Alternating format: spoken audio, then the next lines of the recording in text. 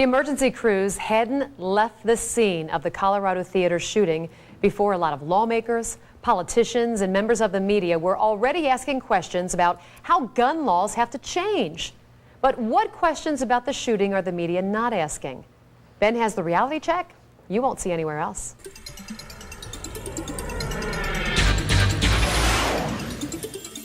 We're going to look at this debate from two angles. Tonight, part one, the questions the national media aren't asking. I don't need to go into a lot of details on the shooting because most every American is familiar with the basics. Police say 24-year-old James Holmes went into that theater in Aurora, Colorado. He was dressed in black, wearing a tactical helmet, vest, and leggings, as well as throat and groin protectors. Police say Holmes used an AR-15 assault rifle, a Remington shotgun, and a .40 caliber Glock handgun during that attack. And police say they found a second .40 caliber Glock inside of his car. The question being asked, how could he be allowed to buy those guns legally in Colorado?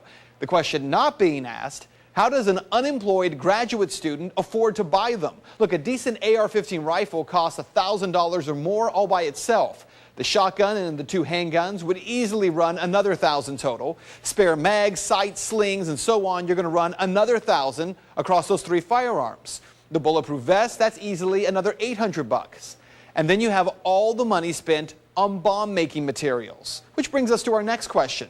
As you know, police say that Holmes rigged his apartment with an incredibly complicated maze of fire bombs. But on the day he was arrested, he immediately told police about the bombs. Why?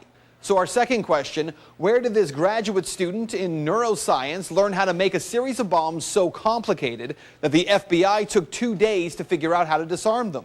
One official said the intricacy of these bombs is something rarely seen outside of war zones. He had a tripwire set behind the door to kill anyone who opened it. And yet, after setting this intricate death trap, decides to warn police about it before someone's killed? Doesn't make a whole lot of sense.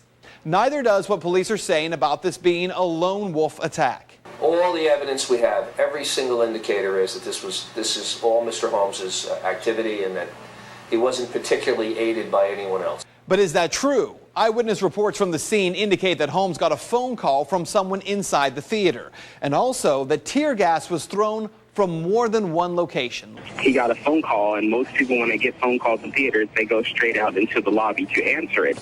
This person went directly to the emergency exit. He had his foot propped open by the door, and from the crack, it looked like he was signaling somebody or looking for somebody to come his way. As I was sitting down to get my seat, I noticed that a person came up to the front row, to the front right, sat down, and as credits were going, I noticed it seemed like he got a phone call.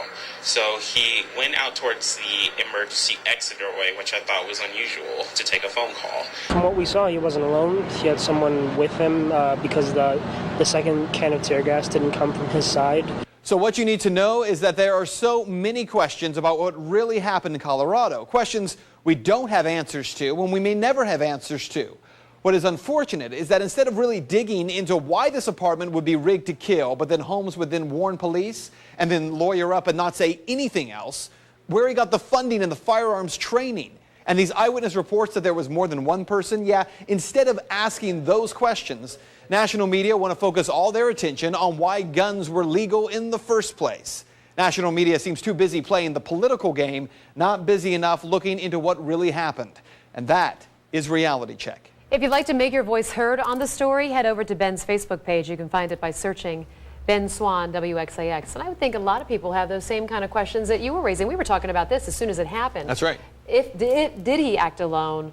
You know, was the door propped open? Did he do all of this? He was just standing there afterward. There's so many unanswered questions. A lot of questions. And remember, the very first day, a lot of people were asking about this cell phone call. Supposedly, he got a call from someone and then got up and walked out. So, you know, whether these questions are easily answered or not easily answered, media should be asking them. Police should be explaining them. I agree. Yeah.